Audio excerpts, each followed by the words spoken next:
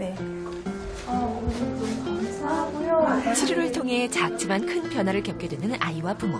그녀가 바라보는 높은 목표는 무엇일까? 만나온 수많은 아이들이 시간은 더디 걸렸지만 조금씩 변화해 가고, 그리고 아이의 변화로 인해서 삶이 조금씩 더 편해지고, 아이들의 이해와 표현이 보다 더 수월해질 수 있게끔 노력해주고 지지해줄 수 있는 그런 언어치료사가 되고 싶다는 게 저의 바람입니다.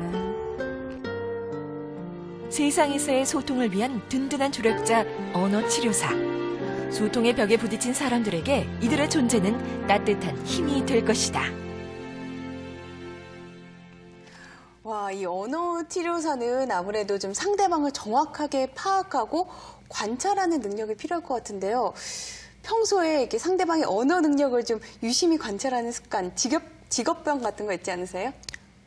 네, 맞습니다. 직업이 직업인지라 다른 사람들이 말하는 모습을 보면서 저 사람은 말소리가 정확하네, 명료도가 좀 떨어지네, 이런 주관적인 판단을 하는 경우가 있고요. 특히 저 같은 경우에는 아동 언어장애 전공이다 보니까 아이들이 말하는 것을 보면서 가끔은 실제 연령에 따른 언어적인 수준을 이렇게 평가해 볼 때도 있습니다. 네, 이효진 씨는 어떻게 이 일을 시작하게 되셨나요? 평소에 언어에 관심이 많으셨나요? 사실 저는 학부에서 심리학과 유아교육을 전공을 했고요. 졸업 후 진로를 발달장애 아동들을 대상으로 공부를 하거나 일을 해야겠다라고 생각을 하고 있었는데요. 대학교 4학년 때 자원봉사를 나갔던 병원에서 그 언어 장애가 있는 아이들이 있다라는 것을 알게 돼서 깜짝 놀랐고, 또한 그 아이들을 대상으로 언어 치료를 해주는 언어치료사라는 직업군이 있다라는 사실을 새롭게 알게 됐습니다. 그래서 그 직업에 대해서 어떻게 하면 내가 저 직업을 가질 수 있을까 살펴보던 중에 그때 당시 모 대학원에 언어병리학과가 개설되어 있다는 것을 알고 준비를 하게 되었고요. 제가 현장에 나와서 일을 했던 게 2000년도 초반인데요. 그때만 해도 우리나라의 언어병리학과 전공이 개설된 초창기였던지라 관련 서적이나 자료를 찾는 것이 굉장히 힘들어서 공부를 하거나 일을 하는데 사실 어려움이 많았었습니다. 하지만 시간이 지나고 보니까 제가 전공으로 공부를 했던 것을 실제적으로 현장에 나와서 응용해서 일을 할 수 있다는 것, 그리고 제가 노력을 하는 것만큼 대상자들이 변화하는 모습을 볼 수 있다는 것이 굉장히 보람찬 일이라고 생각을 하고 있고요. 그래서 현장에서 일을 한 지 약 10년 정도가 됐는데 아직까지도 저는 언어치료사로서 제가 일을 하고 있는 게 굉장히 자랑스럽고 뿌듯합니다. 네, 당시에는 뭐 책도 별로 없을 정도로 생소한 분야였잖아요. 주변 반응은 어땠나요?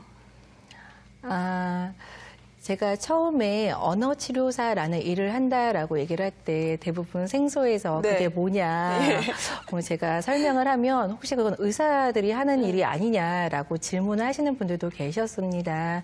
저 역시도 저희 부모님을 이렇게 설득할 때 정말 좀 어려움이 많이 있었고요. 너무 그분들한테도 생소한 분야였기 때문에요. 그런데 최근에는 제가 굳이 뭐 설명을 하지 않아도 저는 언어치료사입니다라고 얘기를 하면 대부분 굉장히 보람차고 어떤 일을 하는군요 하고 알아서들 저한테 답변을 주시는 경우들도 많이 있고요. 소개를 받아서 아름아름 오시는 분들의 경우에는 언어치료 전반에 대한 기본적인 인식 그리고 지식을 가지고 오셔서 저에게 뭔가를 요구하시는 그런 분들도 계십니다. 언어 치료에 대한 인식이나 수요가 증대되면서 일반인들이 언어 치료에 대해서 이해할 수 있는 기회들이 더 많아지고 있는 것 같습니다.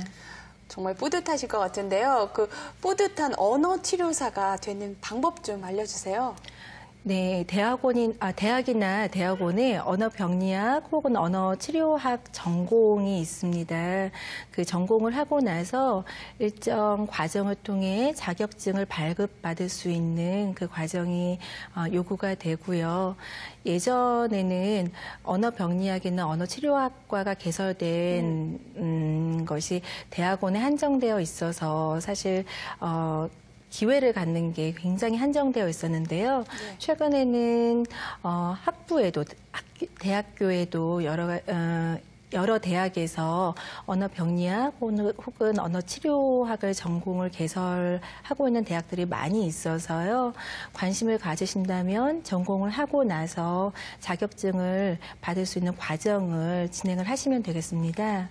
그러니까 대학교에서 전공을 하고 자격증을 발급받으면 된다라고 말씀하셨는데 자격증은 꼭 필요한 건가요? 어떤 자격증을 따야 하나요?